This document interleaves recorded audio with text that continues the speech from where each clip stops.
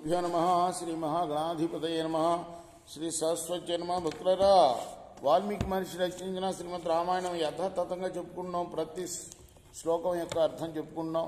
ఇందులో భాగంగా నిన్నటి వరకు మనం బాల అయోధ్యారణ్య కిష్కింధ సుందర కాండలు పూర్తి చేశాం. యుద్ధకాండలో కూడా 102వ సర్గ వరకు చెప్పుకున్నాం.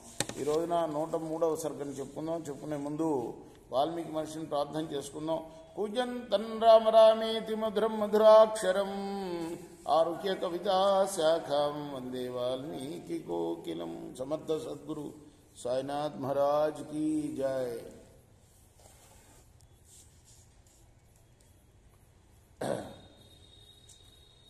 ప్రతిజ్ఞను గుర్తు చేశాడు లక్ష్మణుడు.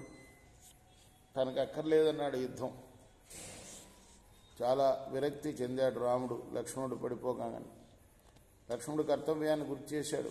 విభీషణుడిని రాజుని చేస్తానని చెప్పావు, ప్రతిజ్ఞ చేశావు లంకకి రాజుని చేస్తాను అని. అది గుర్తు చేసేటప్పటికీ వెంటనే రాముడు ధనస్సు తీసుకున్నాడు. మళ్ళీ భయంకరమైన బాణాన్ని సంధించాడు. అప్పుడు రావణాసురుడు మరొక రథం ఎక్కి సూర్యుడిని పట్టుకునే రాహులాగా రాముడికి ఎదురుగుండా వచ్చాడు. అలా రథం మీద వచ్చిన రావణాసురుణ్ణి గురు చూసి రాముడు వజ్రాల లాంటి బాణాలని కురిపించాడు వాడి మీద. అవి రావణాసురుడిని భేదించాయి. రావణాసురుడు మహోగ్రుడయ్యాడు.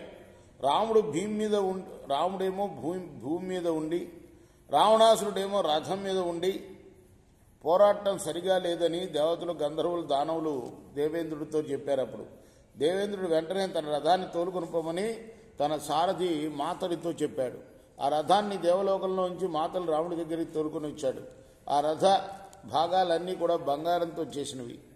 దాని నొగ వైఢూర్యమయం. 100 కొలది గంటలు కట్టి ఉన్నాయి. దానిలో తెల్లని గొడుగు అమర్చి ఉంది. అది తరుణాదిత్య కాంతులతో తేజరులుతూ ఉన్నది. దాని ధ్వజం బంగారు దండం, బంగారు శిరోభూషణాలు, ఒంటి నిండా బంగారు ఆభరణాలతో అలంకరించి ఆ రథానికి పూల్చిన ఆకుపచ్చని గుర్రాలు మిట్ట మధ్యాహ్న సూర్యకాంతులతో తేజరులుతున్నాయి. ఏమిటి? ధ్వజమేమో బంగారు దండము ధ్వజానికి, ఇక ధ్వజానికి ఉన్న కర్ర అన్నమాట. అలానే రథానికి పూల్చిన ఆకుపచ్చని గుర్రాలేమో వాటికి అన్ని బంగారు శిరోభూషణాలు తొడిగారు. వాటికి ఒంటి నిండా బంగారం అలంకరించి ఉంది, బంగారపు ఆభరణాలు ఆ గుర్రాలకి. ఎంత మధ్యాహ్నం సూర్యకాంతి ఎంత ఉంటుందో అంత కాంతిగా వెలుగుతున్నాయి ఆ గుర్రాలు. ఇక ఆ రథసారథి మాతలి ఉన్నాడే, మునుకోళ్ళని చేతపట్టుకొని చేతులు జోడించి రాముడితో అన్నాడు, ఓ కాంతిమంతుడా, బలవంతుడా, శత్రు సంహారక, నీకు నమస్కారం అయ్యా. నీ విజయం కోసం దేవేంద్రుడి యుద్ధాన్ని ఇచ్చి నన్ను పంపించాడు. ఇదిగో ఇంద్రధనస్సు, ఇదిగో అగ్నిహోత్ర వంటి కవచం, ఇదిగో సూర్య సమానమైన బాణాలు. ఇవే కాదు, నిర్మలము అమిత తీక్షణము అయిన శక్త్యాయుధాన్ని కూడా ఇచ్చి పంపించాడు. నేను నీకు ఈ రథం తోలటానికి వచ్చాను. ఓ వీరుడా, నువ్వు ఈ రథం ఎక్కు. దానవులను దేవేంద్రుడు ఎలా సంహరిస్తాడో అలా రావణాసురుణ్ణి వధించు నువ్వు. నేను ఈ రథం తోలుతాను అని చెప్పాడు. మాతలు చెప్పిన మాటలు విని రాముడు ఆ రథానికి ఒక ప్రదక్షిణం చేశాడు, నమస్కారం చేశాడు. తన దివ్యకాంతులతో లోకాలను తేజరిల్ల చేసే రాముడు అప్పుడు ఆ రథం ఎక్కాడు. అప్పుడు ఆ మహాభావు రాముడికి రావణాసురుడికి మహాభయంకరమైన ఒళ్ళు గగురు పొడిచే అంత అద్భుతమైన యుద్ధం జరిగింది. రాక్షసరాజు రావణాసురుడు వేసిన గంధర్వాస్త్రాన్ని గంధర్వాస్త్రంతో, దైవాస్త్రాన్ని దైవాస్త్రంతో, అలానే మరి రాక్షసాస్త్రాన్ని కూడా వదిలాడు రావణాసురుడు.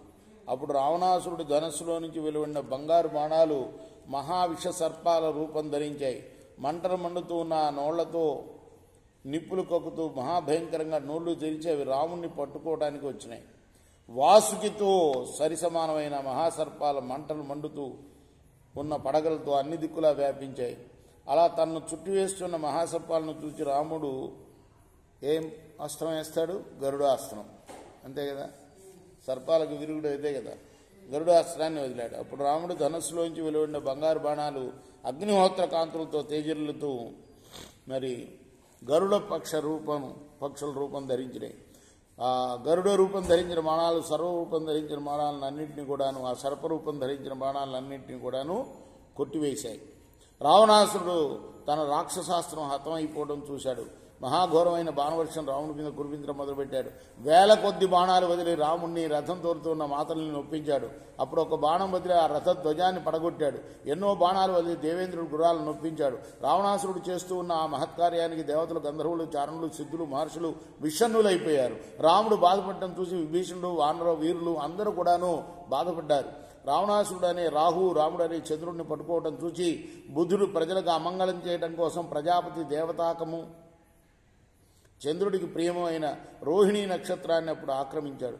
అన్ని వైపులా పొగలు కమ్ముకొని మహాసముద్రం మంటలు మండుతూ అలలతో సూర్యుడిని పట్టుకోబోతూ ఉన్నట్లు పైకి లేచింది.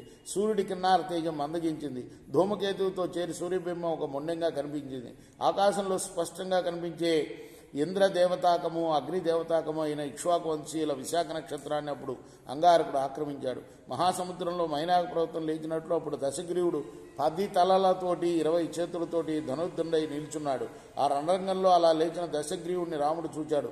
తికమకబడ్డాడు. ధనస్సులో బాణాలు ఎక్కుపెట్టలేకపోయాడు.